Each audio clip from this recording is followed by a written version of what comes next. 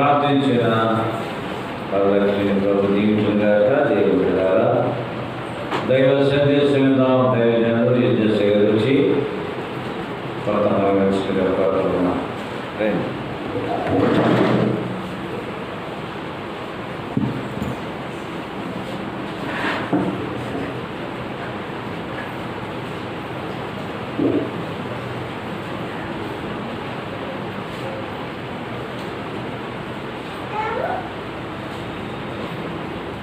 పరిశుద్ధ గ్రంథం నుండి యోహాను సువార్త 8వ అధ్యాయము 29వ వచనం.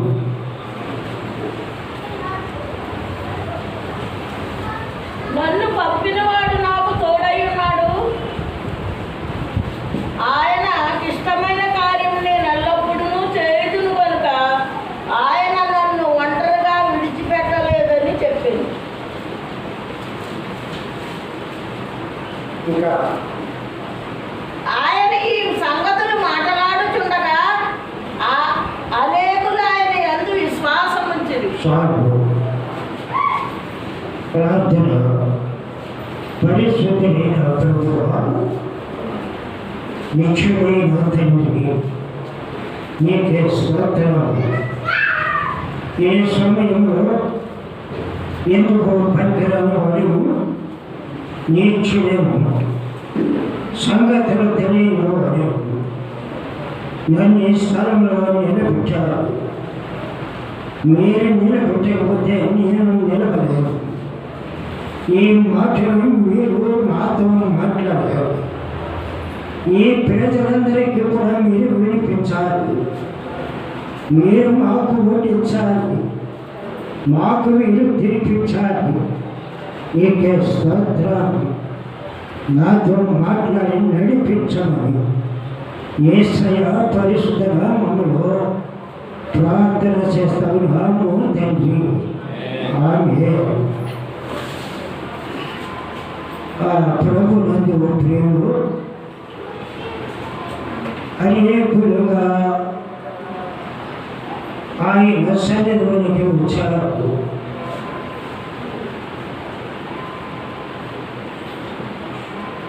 వారి మధ్యలో బట్టి కనిపెడతా ఉన్నారు. దేవుడు మనతో ఏం చెప్తాడు, దేవుడు మనకి ఏం పెడతాడు, మనం ఎలా నడిపిస్తాడు అని ఆలోచన ప్రతి వారికి కూడా ఉంటుంది. దేవుని మనిషి వారులారా నా యోధుని తొలగిపోండి అని ఆయన చెప్పారు. ఆ మాట ప్రతి వారికి కూడా మనసులో ఉండిపోతారు.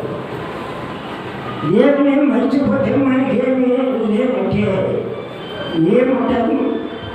అన్ని దేవుడు మనకి అనుగ్రహించాడు. మన జీవితమే దేవుని జీవితం. దేవుడు లేకపోతే మనకేమీ లేదు. దేవుడు మనకి ఏమి ఇచ్చినా ఇంకా సరిపోలేదని ఆలోచన ప్రతి వారికి కూడా ఉంది. ఎంత ఉన్నా సరిపోలేదని ఆలోచన ప్రతి వారు మనసులో ఆలోచిస్తారు. ఈ మానవ జీవితానికి సరిపోవడం లేదు, ఏది కూడా లేదు.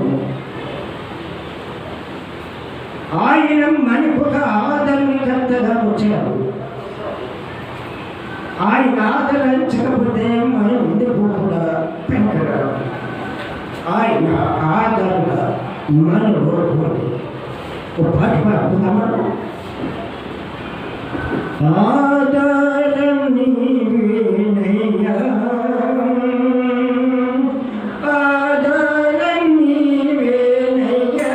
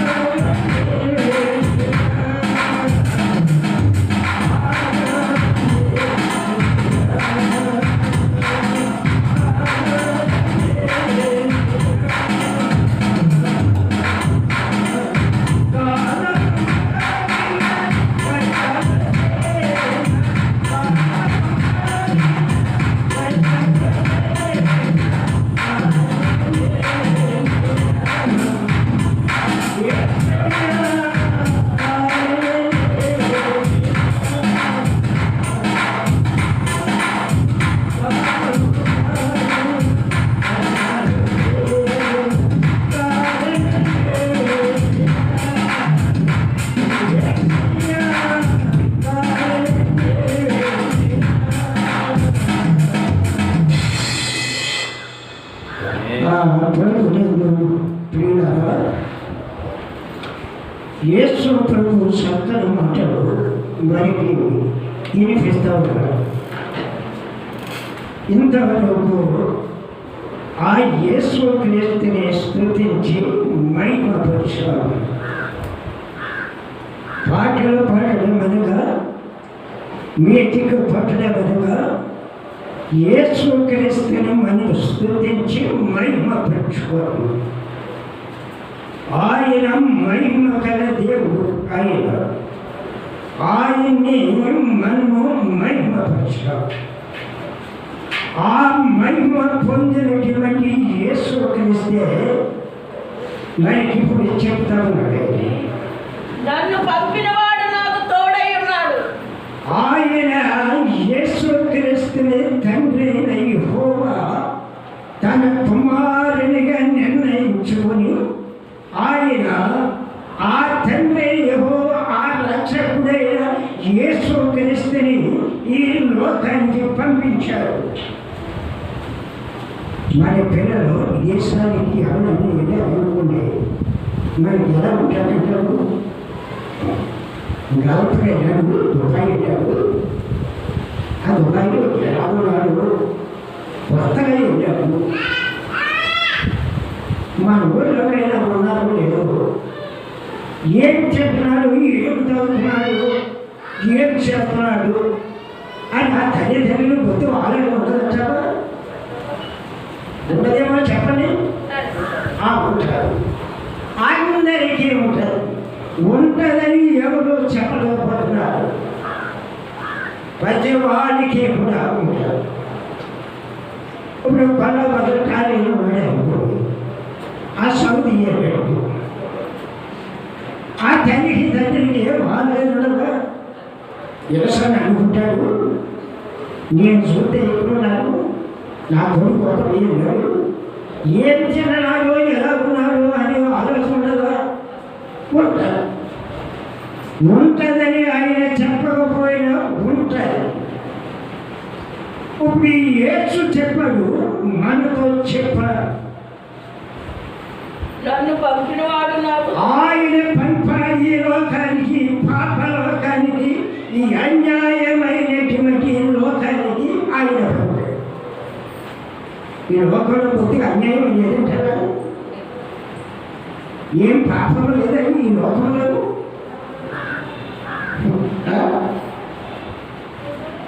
ఆ ఖాళీ అనుకోండి, పాపాన్ని మూటగట్టిగా లేదు, అన్యాయాన్ని మూటగట్టిగా లేదు, ఏమి మూటగట్టిగా లేదు, న్యాయముగానే ఉన్నాడు. ఆ తల్లిదండ్రులు ఏముండదా?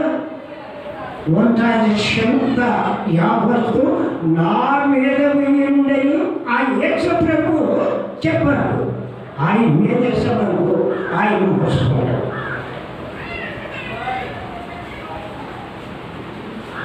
ఆయన మోతడిది. ఆ మోతం మనకి కనిపించడం, మనం మోయలేమంటే చాలా బరువు. ఒక మనిషి పెంచలేడు. అది చాలా కష్టమైన విషయం.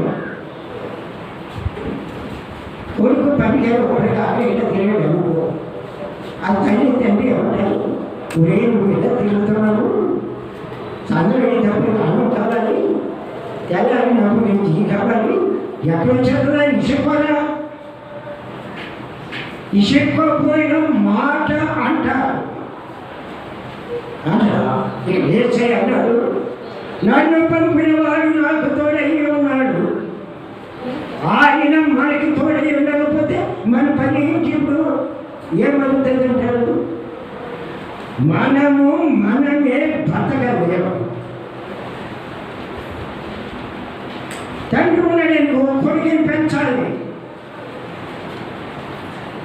కొడుకు పాటికి అందిన దాకా కొడుకుని పెంచాలి. అక్కడి నుంచి మళ్ళా కొడుకు తండ్రిని పెంచాలి. అది ఊరేగా. తల్లిదండ్రులు ఎగలేనప్పుడు, మోకాలు పడిపోయినప్పుడు కొడుకు పెంచాలి కదా, పెంచాలి. పెంచుతారా? ఇక్కడ ఏడ్చి చెప్తున్నాడు సరిగ్గా రుజువు. నన్ను పంపాడు ఈ పాపలోకంలోనికి, నన్ను పంపిన వాడు నన్ను విడిచిపెట్టడు. నాకు తోడై ఉన్నాడు. ఏం చేస్తానంటాడు? నాకు తోడై ఉంటాడు అన్నాడు. కొడుకు తోడై ఉంటాడా? ఆయనకి ఇష్టమైన కార్యం నేను ఎల్లప్పుడూ ఆయన కూడా చూడండి, కనుక ఆ తండ్రికి ఇష్టమైన కార్యము కొడుకు చేయగలడా? చేయగలడని కొడుకు చేయగలడా? ఎవరు చేస్తున్నాడు? ఆయనకి ఇష్టమైన కార్యమును నేను ఎల్లప్పుడూ చేయుదును గనుక చేయదు అన్నాడు. అక్కడ తండ్రికి ఇష్టమైన కార్యము ఈ లోకంలో కొడుకుల పిల్లలు ఎవరైనా చేయగలరా? ఆయన ఏం చెప్పండి, నేను కరెక్ట్గా చేయగలుగుతాను, నేను కరెక్ట్గా వినగలుగుతాను అని ఆయన యేసయ్య చెప్పాడు. మళ్ళా ఎవరైనా వినగలుగుతారా? ఇంకే తమ్ముడే అన్నీ తండ్రులు పెద్దవాడు అయిన వారు కనుక కొడుకు కంటే ముందు పుట్టారు కనుక కొడుక్కి శ్రమల కంటే ముందు శ్రమలు తల్లిదండ్రులు అనుభవించారు కనుక ఆ అనుభవం అందులో ఉంది కనుక తల్లి తండ్రికి ఆ కుమారుడు అలా చెప్పలేడు. నా తండ్రిని చెప్పినట్లుగా నేను చేయగలుగుతాను అని ఎప్పుడైనా అనగలుగుతాడా? ఈ లోకవాళ్ళు ఎంత అంటారు? ఒక సంవత్సరానికే కొడుకు ఆ మాట చెప్పి తండ్రికి చెప్పదు. ఆ యేసుక్రీస్తుని లోకానికి పంపించినప్పుడు ఈ లోకం ఎక్కడ అద్దున్న ఆపుతాయి ఏముంది? ఈ లోక భారమును మోయించడానికి తన కుమారుడైన యేసుక్రీస్తుని పంపించాడు. బాబా నేను ఇంత బరువు ఎక్కడ వేయగలను అని అన్నాడా? నా తండ్రికి ఇష్టమైన కార్యం నేను ఎల్లప్పుడూ చేయగలను. గనుక ఆయన నన్ను పుట్టిన వాళ్ళు బరువుతారే, పుట్టబోయే వాళ్ళు బరువు కూడా ఆయన మొయ్యాలి కదా. పుట్టేసిన వాళ్ళు పాపభారము ఆయన మీద మోపారు, అది మోస్తున్నారు. మళ్ళీ పుట్టబోయే వాళ్ళు కూడా పాపం చేస్తారు కదా, దోషం చేస్తారు కదా. ఆ దోషం కూడా మళ్ళీ ఆయన మీద పడుతుంది కదా, ఆయన మొయ్యాలి కదా. అందుకు ఆయన అంటున్నాడు, నా తండ్రికి ఇష్టమైన కార్యం నేను ఎల్లప్పుడూ చేయదును అని ఒప్పుకున్నాడు. మన పిల్లలు ఒప్పుకుంటారా? వేరే పుట్టిన కూర్చోబెడతారు తెలుసా? ఆయన దేవుడు కనుక ఆయన నేను చేస్తాను, నా తండ్రి నన్ను ఒంటరిగా విడిచిపెట్టడు అన్నాడు. ఆ యేసు మనల్ని ఒంటరిగా ఏనాడు కూడా విడిచిపెట్టలేదు. తండ్రి యేసుక్రీస్తుని కాపాడినట్లుగా ఏమిటి? ఆ యేసుక్రీస్తు తన రక్తముతో మనల్ని కొన్నాడు కాబట్టి, ఆయన రక్త మాంసాలు మనలో ఉన్నాయి కాబట్టి ఆయన ఎన్నడూ మనల్ని విడిచిపెట్టను అన్నాడు. మన పిల్లలు మనం విడిచిపెట్టాము కానీ ఆ దేశాలు వెళ్ళిపోయాము పంపిస్తామనుకుని వాళ్ళకి ఉడికి మీద ఎత్తున్నామా, ఒక గ్లాస్ మీద ఎత్తున్నామా, వాళ్ళ జన్మతో వెళ్ళి ఎత్తున్నామా, వాళ్ళు అయితే వాళ్ళు తీసుకున్నామా? లేదు కదా. మన పిల్లలు ఎక్కడో ఉన్నారు, మనం ఎక్కడో ఉన్నాము. అది ఎత్తేయడు మనం చూడలేము. మన తండ్రి మన రక్షకుడైన యేసుక్రీస్తు ఆయన రక్తం మాంసాలు మనలో ఉన్నాయి కనుక, ఆయన రక్తముతో మనం కొన్నాడే కనుక నేను ఎల్లప్పుడూ చేయుదును అని ఒప్పుకున్నాడు. ఆ ప్రభు అయిన యేసుక్రీస్తే మన జీవితాలను, మన ప్రయాణాలను, మన బ్రతుకును, మన కుటుంబాలను ఆయన నడిపించుకోవడానికి నేను ఎల్లప్పుడూ చేయుదునని ఆ ప్రభు అయిన యేసుక్రీస్తు ఒప్పుకున్నాడు. మనం చేయగలమా? మనం ఏదో ఒంటరిగా ఉండిపోతున్నాము అని అనుకుంటాం. మన జీవితం అంతా ఆయన చేతిలో ఉంది. ఆయన భుజాల మీద పెట్టుకుని మనల్ని నడిపిస్తూ ఉన్నాడు. ఆ గల్పదేశమని 10 సార్లు వచ్చాడు తెలుసన్నా. మనం ఒకడే ఎనగలుగుతాడా? ఆ తండ్రి అయిన దేవుడు మనుషుల అధికారాన్ని కల్పించి ఆయన్ని తీసుకెళ్ళి అక్కడ దింపి ఎవరి ఇంటికి వాళ్ళు వెళ్ళిపోతారు. ఆయన పని ఆయన ఆ దారి మనకి తెలియదండి. అది ఆయనకే తెలుసు. నేను ఎక్కడి నుండి వచ్చాను, ఎక్కడికి వెళ్ళదునో మీకు తెలియదని ఆ ప్రభువు చెప్పాడు. మనకి ఏమి తెలుసు? ఆయన మళ్ళా వస్తాను, నేను తీసుకుని వెళ్ళిపోతాను అన్నాడు. ఆయన వెళ్తాడు, మనం పోతాం. ఆయన తండ్రి దగ్గరికి వెళ్ళాడు, మళ్ళా వస్తాడు, మనం తీసుకోడు. ఆయన నోటంట ఆడిన మాట అబద్ధము కాదు, అది సత్యమైన మాట. ఆ సత్యమైన మాటను మీరు ఎందుకు నమ్మరు అని అడిగాడు. మనం నమ్ముతాం ఆ సత్యమైన మాటని. కానీ వేరు మాటలైతే మనం ఎక్కువగా పోషిస్తాము. కానీ నాడిమైన మాటను, నిజమైన మాటను ఎవరున్నది నమ్మడంటే మరి అందులో ఏముందో కానీ అది నమ్మరు. నా నోట కొత్త పాట నా యేసు యేసెను.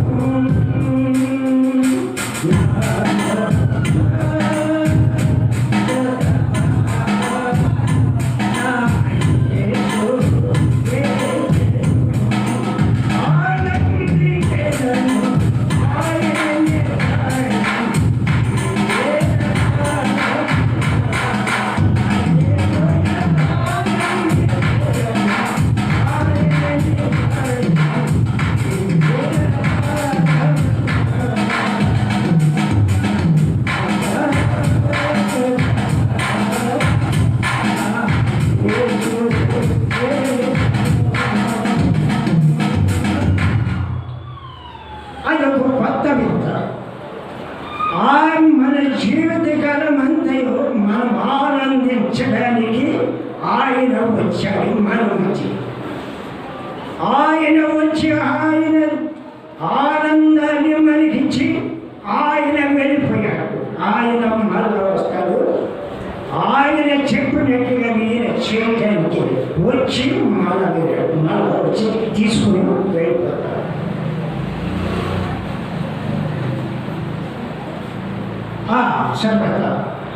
ఆయన నన్ను ఒంటరిగా విడిచిపెట్టలేదని చెప్పాను. మనల్ని ఒంటరిగా విడిచిపెట్టలేదని చెప్పాడు. ఆయన్ని ఆయన విడిచిపెట్టలేదు ఒంటరిగా చెప్పాడు. ఆయన ఈ సంగతులు మాట్లాడుతుండగా అనేకులు ఆయన యందు ఏమి ఉంచారు? నమ్మకము ఉంచారు. ఆయన నమ్మకస్తుడు కనుక, నమ్మకముగా చెప్పాడు కనుక ఆ సత్యమైన మాటను అనేకులు నమ్మి ఆయన యందు సత్యాన్ని విశ్వాసులుగా ఉంచారు.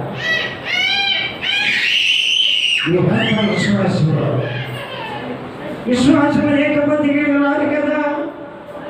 పంపలను పెట్టి వస్తారా? పశువులను పెట్టి వస్తారా? మేకలు విడిచిపెట్టి వస్తారా? పనులు మానేసి వస్తారా? మీరంతా కూడా యేసుక్రీస్తు యందు నమ్మకం ఉంచిన మనుషులు కాబట్టి ఆయన మనకి ఇచ్చిన ఈ మందిరంలోనికి అందరూ కూడా వచ్చారు. మీరందరూ ఎవరు?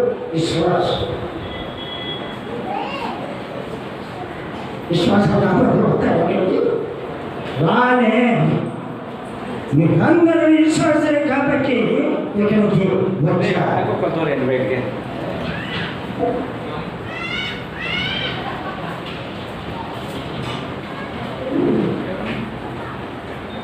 లోకాసు వార్త 12వ అధ్యాయము 22వ వచనము.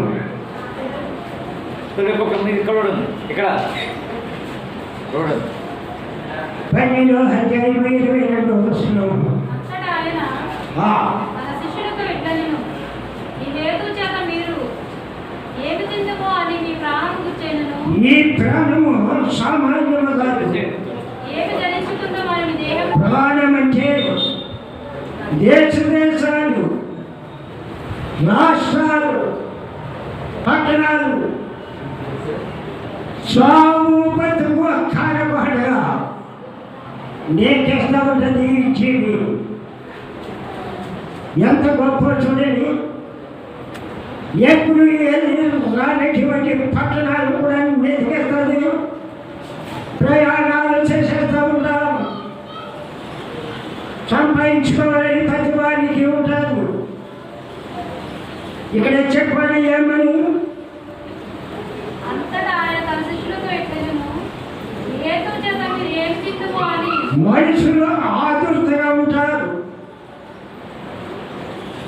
ప్రతి వారికి కూడా ఆలోచన ఉంటుంది. ఎంత ఆలోచన ఉంటుందని మనము ఇప్పుడు చెప్పలేము. ఏంటి ఆలోచన? ఏమి తిందుమో ఏమి తిందామో అని మీ ప్రాణం గుర్చెను. మీ ప్రాణమును గురించి ఆయనను ఏమి ధరించుకుందామో అని. ఏమి ధరించుకుందామో, ఏమి కట్టుకోవాలో, ఏమి తినాలో, ఎక్కడ ఉండాలో, ఏమి సంపాదించాలో, ఈ జీవితాన్ని ఎలాగే ఎలగొచ్చాలో అని మానవుడికి పెద్ద ఆలోచన ఉంటుందని మరి అక్కడ చెబుతున్నారు. ఈ దేహమును గుర్చెను. మనలో ఉండేటువంటి ఆలోచన మనకే తెలియదు. మన దేహం మీద ఏమి కట్టుకోవాలో మనకి ఆలోచన ఉండదు. రకరకాల బట్టలు కొట్టుకుని పెట్టారు కదా, ఒకరికి కొట్టుకున్నారా, రకరకాల రంగులు ఎంత అందంగా చేశాడు చూడండి. ఆయన మాట అంటే లోకానికే చక్కగా ఉంటారు. చక్కని ఆలోచన చెప్తా ఉన్నాడు. ఇక్కడ మనుషుడు అనుకుంటాడు ఏమి తిందమో, ఏమి ధరించుకుందామో, ఈ దేహమును గుర్చెను. మీ దేహమున కూర్చొని చింతింపకుడి. చింతింపకుడి అని చెప్పాడు ఆయన. మనం చింతతో ఉంటామమ్మా, ఎక్కువగా చింత. ఇంటికైతే పోలేదు, ఉప్పు లేదు, నూనె లేదు, పచ్చిమిరపకాయలు లేవు, ఎన్నెన్నో ఆలోచిస్తూ ఉంటుందని మనకి తెలియదు. మన ఆలోచన ఆయనకి తెలుసు. ఎవరో తెలుసు? మన పుట్టించిన తండ్రికి తెలుసు. మీ దేహమును గురించి మీరు చింతింపకుడి. ఎంత గొప్ప మాట. ధైర్యం తెచ్చుకుని బతకాలి మనం. అని ఏమైనా చింతితే కుదరదన్నాడు. ఆ చింత వస్తున్నాను ఈయన్ని, అప్పుడు ఈ చింతలని నేను తీరుతాను అని చెప్పాడు. ఏ మానవుడు అలా చెప్పగలడా? చెప్పలేదా? ఒక మిరపకాయ ఎంత కూడా ఇవ్వలేదుగా. ఆయన చక్కని మాటలు మనకి ఈ దేహంలోకి వచ్చి ఏమి ధరించుకుందామో, పొట్టలోకి ఏమి తిందామో, ఈ పెళ్ళని ఏం పోషించుకుందామో, ఎలా పోషింపబడతాము అని చింతింపబడి అంటారు. అనేక మంది చింత వస్తూ ఉండిపోతారు. అలా చింతించకూడదని మనకి చక్కని పట్టు వచ్చారు. మన దేహాన్ని ధరించుకోవటానికి చక్కని భోజనం పెట్టాడు. నా చిన్నప్పుడు ఇంట్లో బియ్యం ఉండేవాళ్ళు, పంట పొలాలు ఏమి ఉండేవాళ్ళు. ఇక్కడ ఇవన్నీ తెగలు పొలాలు, బియ్యానికి ఎంతో కష్టపడేవాళ్ళము. ఎప్పుడు బియ్యము నిన్న బియ్యమే. భోజనము భోజనంత భోజనము, ఆ భోజనము చెప్పలేదు. ఇప్పుడు భోజనాన్ని తినేసి భోజనం అటు నుంచి పెడతాడు. అర్థం చేసుకున్నాడు. పెళ్ళిళ్ళు అవుతున్నాయి, నష్టం అవుతున్నాయి, ఏళ్ళలోకి వెళ్తున్నారు, బోర్డంతా ఇది చేసేస్తున్నారు, వండేస్తున్నారు, వడ్డించేస్తున్నారు. అవన్నీ పట్టుకుని అక్కడ పెట్టేస్తున్నారు.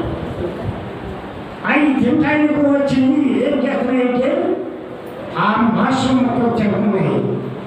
ఆ భోజనం మాత్రం అలా జిమ్మేసి వెళ్ళిపోతుంది. బోర్డు భోజనము కరువు లేదు అసలు. ఇంటిలో మూటలే బోర్డులు బత్తలు ఉంటున్నాయి. ఏమీ కరువు లేదు. మీరు చింతించగలరు. అన్నీ కూడా ఆయన ఒక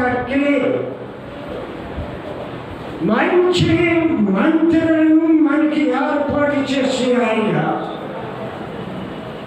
ఆకాశము వర్షం ఇచ్చినట్టుగా మనకు ఆహారం కరువు లేకుండా ప్రతి కుటుంబానికి కూడా చక్కని పోషణము ఆ పైన ఆ యేసయ్య ప్రోక్షేపించి చక్కని మంత్రులను ఇచ్చి చక్కని ఆహారాన్ని ఇచ్చి చక్కని బట్టలను ఇచ్చి మన పోషించడానికి సామాన్యుడైన యేసు ఆయన మీ దేహముల గురించి ఏమి ధరిందమో ఏమి తిందమో అని చింతింపకడి.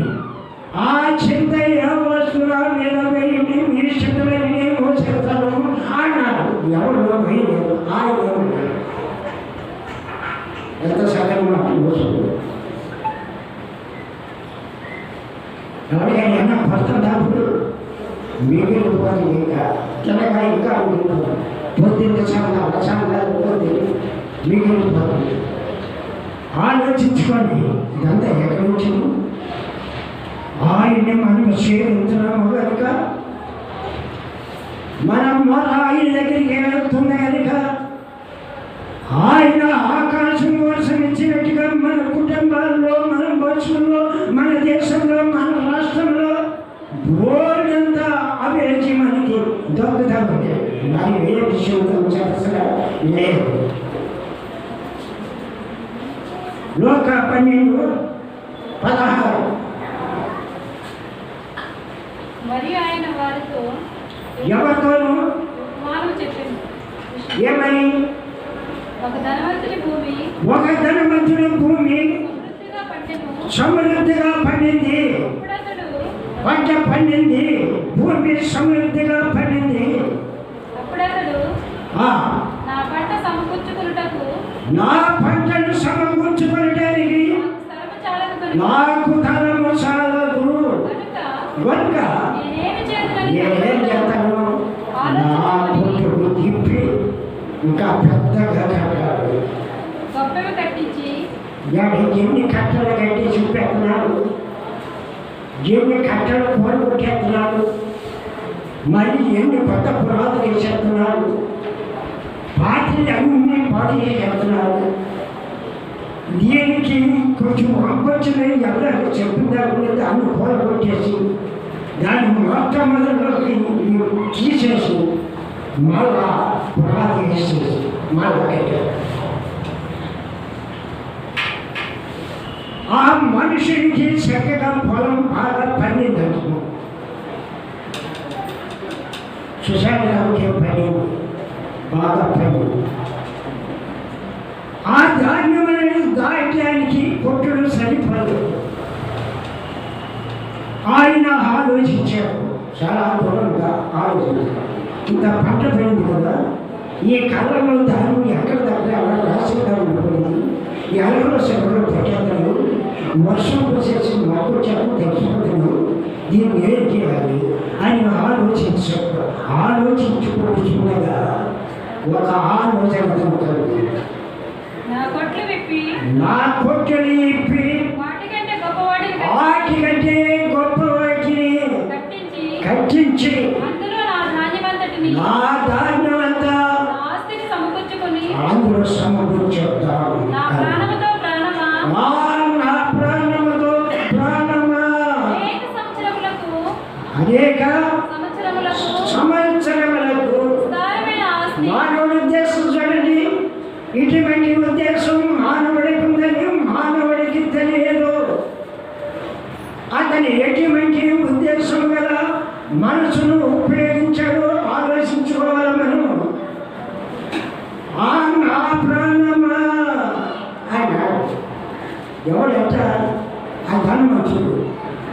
ఓ ప్రాణమా, ప్రాణంతో చెప్పుకుంటున్నాడు. ఈ కోరికలన్నీ ప్రాణమయ్యే కదా. ప్రాణం లేదా ఏమైనా కోరికలు ఉంటాయా? ఉండవమ్మా. ఈ ప్రాణము ఈ బొందులో ఉంది కనుక ఈ కోరికలన్నీ కోరుతా ఉందని మనం ఆలోచించుకోవాలా. ఈ మానవుడి యొక్క కోరిక మానవుడికి తెలియదు. ఈ కోరికలన్నీ ఆ ప్రభువైన యేసుక్రీస్తుకే తెలుసు. ఆయన తిరగబడి మనకి వినిపిస్తా ఉన్నాడు. నా ప్రాణమా, అనేకమైన సంవత్సరములకు సరిపోయినంత విస్తారమైన ధాన్యమును సమకూర్చబడి సుఖించుము అంటే సుఖించుము అన్నది సుఖించుము. ప్రాణంతో చెప్పుకుంటున్నాడు సుఖించుము. ఈ ప్రాణాన్ని సుఖమంటే లేదు నీకు అంటారు. ఎక్కువగా పనిచేయకుండా ఏమంటారు, నీవు ప్రాణానికి సుఖం లేదు అంటారు. ఈయనేమన్నాడు, ప్రాణమా సుఖించుము, తినుము. అప్పుడు మళ్ళా తాగటం కూడా ఎందుతో ఎవరిపోతుందా? తినుము, తాగుము, సంతోషం, మూడు ఉన్నాయి ఇక్కడ. ఇంకా మనిషి ఏమి దొరకలేదయా. తినము, త్రాగుము, సుఖించు. ఈ మూడు మనిషికి కావాలి, అంతే కదా. అంతే సుఖించు. అప్పుడు దేవుడు ఆలోచించాడు, వీడు ఈ ధనవంతుడు ఈ మూడు మాటలు సరిపుచ్చుకొని అలా కాదు. ఈ మూడు మాటలు ఆ ధనవంతుడు పలకగా ఆయన సొమ్ములు వెళ్ళాయి. దేవుడు విన నేర్పుకున్నప్పుడు ఆయన సొమ్ములు మానందము కాదు, మానందము కాదు, మన సొమ్ములు మానందము. ఆయన సొమ్ములు మానవాన్ని ఆయన సొమ్ములు ఎక్కడ నీటిగా చేసిన గట్టిగా చేసిన అప్పుడు తినము, తాగుము, సుఖించము అని దేవుడు ఆలోచించాడు. ఆ మొహమ్మను చూశాడు, ఆ హృదయాన్ని పరిచయించాడు, ఆ మనసును పరిచయించాడు. దేవుడు ఆలోచన చేస్తాడు. మనకి ఆలోచన ఉండదు కానీ ఆయన అంత ఆలోచన. ఆయన ఆలోచన ఎంత సమాధానం బలపరచు తండ్రి ఆయన ఆలోచించాడు. ఏమన్నాడు? దేవుడు అనుకున్నాడు, ఏరివాడా ఎన్ని ఆలోచించాడే. డబ్బు ఉంది, దాని ఉంది, బట్టలు ఉన్నాయి, ఇల్లు ఉన్నాయి, ఊళ్ళు ఉన్నాయి, అన్నీ ఉన్నాయి, ఉద్యోగాలు ఉన్నాయి, అన్నీ ఉన్నాయి, ఏమి పని లేదు. ఇతర మట్టిలో మాకు సుఖించుకోవాలి, ఆనందించు అన్న మాటకి ఆయన నీ పని రాకుండా నీవు నీ ఎవరు, నువ్వు ఎక్కడి నుంచి వచ్చావు, నువ్వు ఎలా పుట్టావు, నువ్వు ఎలా పెరిగావు, నీకు ధనం ఎలా వచ్చింది, నువ్వు కొట్లు ఎలా కట్టావు, కొట్టులో సంతోషిస్తున్నావు, నువ్వు తినాలా, తాగాలా, సుఖించాలా, ఇవన్నీ నీకే ఉండాలా. సరే అని దేవుడు మనసులో పెట్టుకున్నా అన్నాడు. ఏమన్నాడు?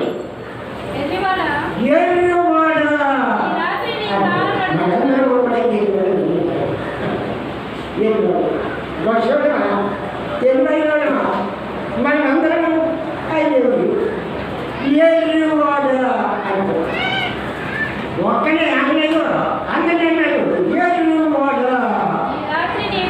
ఈ రాత్ర నీ ప్రాణమును అడుగుతున్నాడు.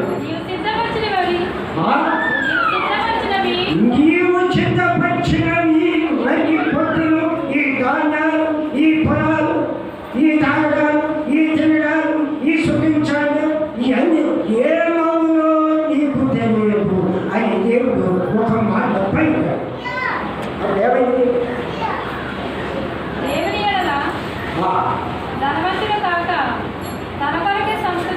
ఏ మనుషుడైనా సరే దేవుని యందు ధనవంతుడై ఉండాలి. ఈ లోకధనాలు ఈ శాశ్వతమైనదే కాదు, ఈ సంపాదించడం అనేది శాశ్వతమని అనుకోకండి. మానవుడికి ఏది శాశ్వతమో చూడండి. పేదరికం ఒకటే శాశ్వతం. ధనము కొంతకాలము ఉంటుంది, కొంతకాలం పేదలు అయిపోతుంది. ఈ దరిద్రం అనేది మనిషికి ఒప్పుడు కూడా ఉంటుంది, ఆడుతూనే ఉంటుంది, అది పట్టుకునే ఉంటాడు. ఈ దరిద్రం ఇంకా తిరిగిలేదు. పేదరికం అప్పుడు కూడా మనిషిని పట్టుకునే ఉంటుంది. దాని కొంతకాలం ఉంటుంది, కొంతకాలం పేదరికం. నీ ప్రాణం నేను అడుగుతున్నాను అన్నాడు. ఏమయ్యా? లోక 17 వచనం 17 పర్వాలేదు.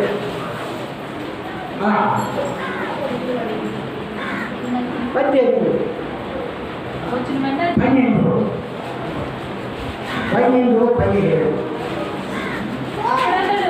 అప్పుడు అతడు అప్పుడు నా పంట సమకూర్చుకొనుటకు నా పంటను సమకూర్చుకొనడానికి నాకు స్థలము చాలదు కనుక చాలదు కనుక నేనేమి చేతులని తనలో తాను ఆలోచించుకొని నేను ఎలాగూ చేతును, ఎలాగా? నా కొట్లు విప్పి వాటికంటే గొప్ప వాటిని కట్టించి అందులో నా ధాన్యమంతటిని నా ఆస్తిని సమకూర్చుకొని నా ప్రాణంతో ప్రాణమా అనేక సంవత్సరములకు విస్తారమైన ఆస్తి నీకు సమకూర్చబడి ఉన్నది. సుఖించుము, తినుము, త్రాగుము, సంతోషించమని చెప్పుకొని అనుకొనెను. ఇందాక చదివిందమ్మా 17 సరే ఓకే.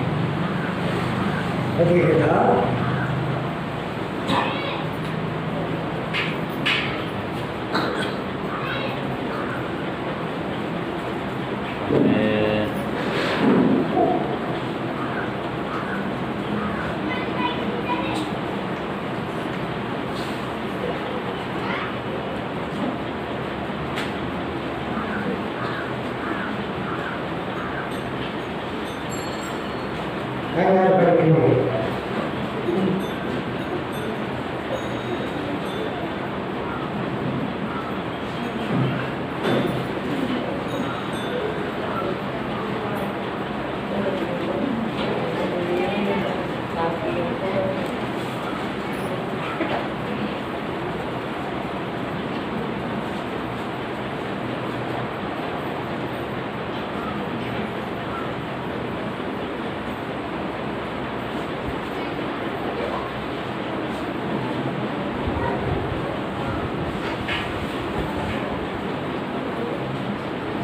సరే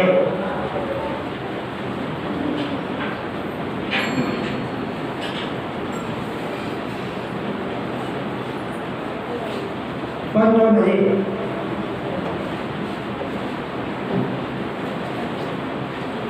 ఈ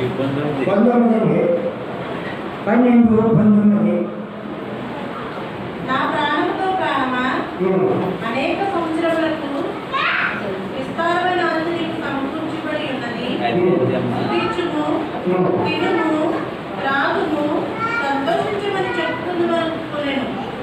అయితే దేవుడు పెరుగువాడా, ఈ రాత్రికి నీ ప్రాణం అడుగుతున్నారు, నేను సిద్ధపరచినవి ఎవరు? అతనితో చెప్పాను. అదేనండి. అదే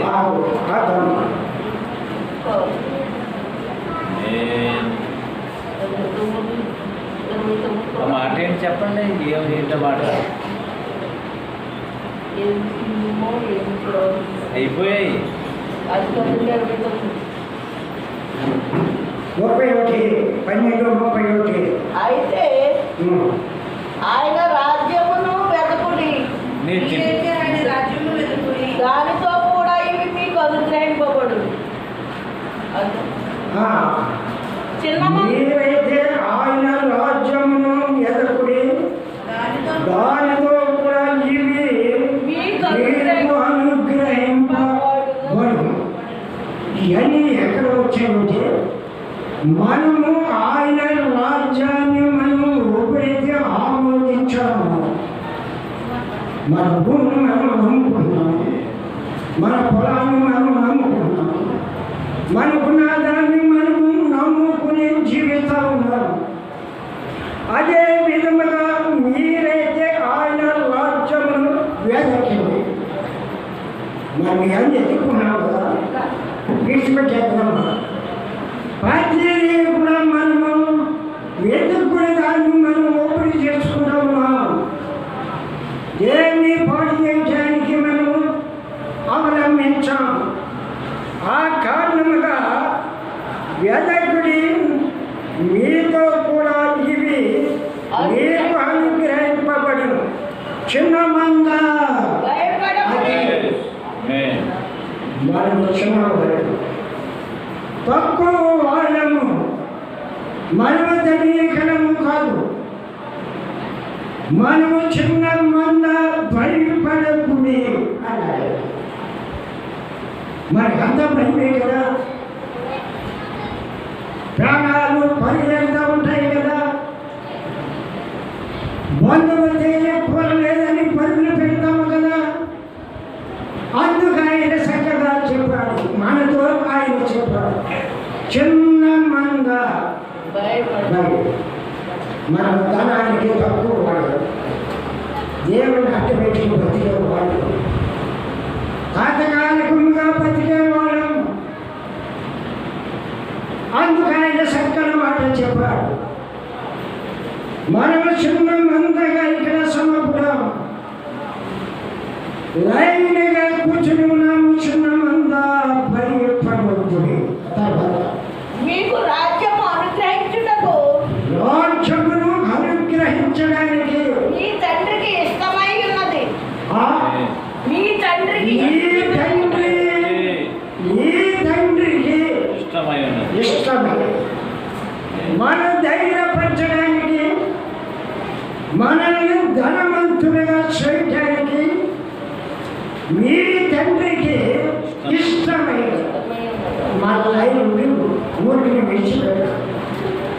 ఆయన మనకి ఆదరణకర్తగా వచ్చారు. ఆయన ఆదరిస్తాము. చిన్న మంద భయపడింది, మనకంతా భయం కదా, అన్ని విషయాల్లో కూడా భయపడతాం.